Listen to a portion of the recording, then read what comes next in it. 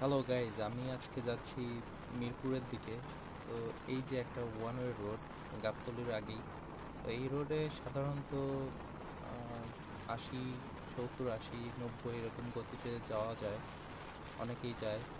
তো এই যে দেখেন, কিছু লোক আছে যারা এভাবেই পার হয় রাস্তা, জীবনের ঝুঁকি নিয়ে। এই যে এই মহিলা যেভাবে রাস্তা পার হচ্ছিল, আমার স্পিড যদি আর সম্ভবত আমার স্পিড ছিল ৬০, যদি ৬৫ বা ৭০ স্পিড থাকতো, নিশ্চিত আমার সঙ্গে অ্যাক্সিডেন্ট হতে পারতো।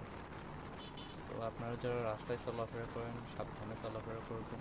এরকম হাইওয়েতে এভাবে চলাফেরা করা উচিত না, একটু দেখে শুনে চলাফেরা করা উচিত। তো আপনারা জানান এখানে আসলে দোষটা কার হতো যদি অ্যাক্সিডেন্ট হয়ে যেত?